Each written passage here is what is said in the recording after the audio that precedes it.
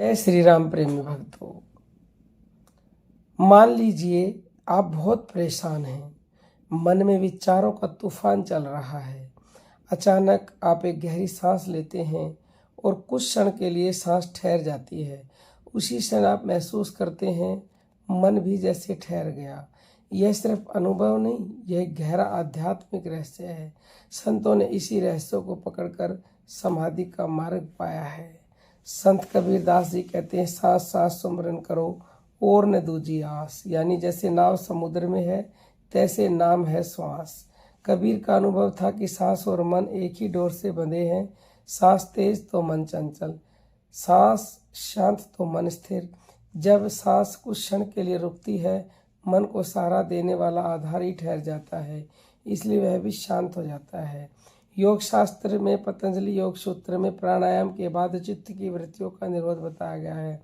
इसका सीधा अर्थ है प्राण को साधो, मन स्वयं शांत होगा। प्राण यानी सांस। संतों ने इसे अनुभव से जाना, फिर शास्त्रों में उसे सिद्धांत बना दिया। चलिए एक कहानी से समझने का प्रयास करते हैं। एक राजा ने अपने मंत्री से पूछा, मन को कैसे रोका जाए। मंत्री उसे एक झील के पास ले गया। हवा चल रही थी, पानी में लहरें थी। मंत्री बोला, राजन क्या आप अपना चेहरा साफ देख पा रहे हो? राजा बोला, नहीं। कुछ देर बाद हवा थमी, पानी स्थिर हुआ, अब चेहरा स्पष्ट दिखा। मंत्री बोला, मन भी झील है, सांस हवा है, सांस रुकेगी तो झील शांत होगी और तब आत्मा का चेहरा साफ दिखाई देगा। गुरु नानक जी कहते हैं, सांस सांस सुमरो गोविंद, मन अंतर की उतरे चिंत। यानी हर सांस में नाम जोड़ो, चिंता स्वयं उतर जाएगी। जब सांस नाम में डूबती है तो उसका ठहराव शांति का द्वार बन जाता है। असल में मन और प्राण एक ही ऊर्जा के दो रूप हैं। जैसे पंखा बिजली से चलता है, बिजली बंद तो पंखा रुक जाता है। श्वास प्राण की धारा है और मन उसका पंखा है। जब सांस कुछ पल ठहरती है, मन की गति भी धीमी हो जाती है। इसलिए ध्यान में संत पहले सांस को साधते हैं। एक उदाहरण से समझते हैं अपने जीवन से, जो कि हमें अच्छे से साधना में उतारेगा। जब आप बहुत गुस्से में होते हैं, सांस तेज चलती है और जब आप किसी सुंदर दृश्य को देखते हो, अचानक सांस रुक सी जाती है, वाह, और उसी क्षण मन शांत हो जाता है। यही प्राकृतिक ध्यान है।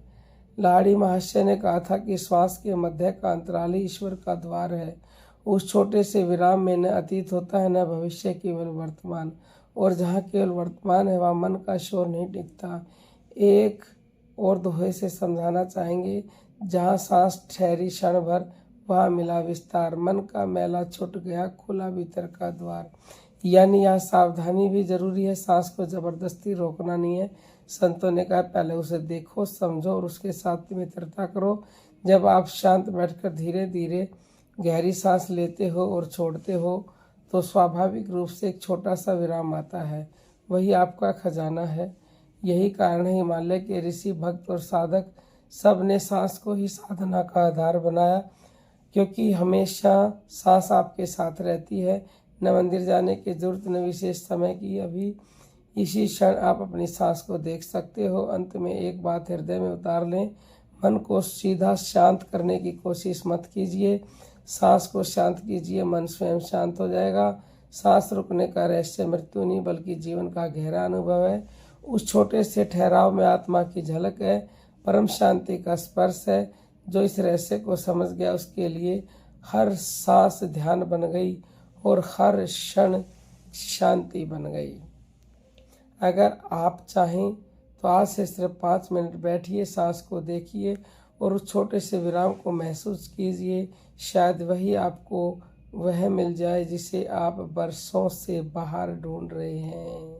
और बाहर जब तक ढूंढोगे वो कभी मिल नहीं सकता, क्योंकि वस्तु कहीं ढूंढे कहीं किस बिताए हाथ, और वस्तु तभी लखाइए जब भेदी लीजिए साथ। भेदी मतलब बताने वाला, टीचर, अध्यापक, गुरु।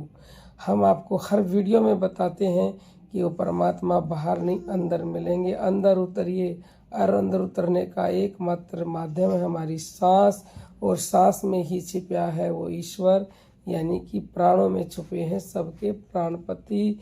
तुम हो एक अगोचर सबके प्राणपति। वो सबके प्राणपति हैं, उससे बढ़कर ना कुछ था, ना है और ना ही होगा। कोई भी क्वेश्चन हो व्हाट्सएप पे पूछे, मैसेज करके 9958515054 पर, और या फिर यूट्यूब पर पूछ सकते हैं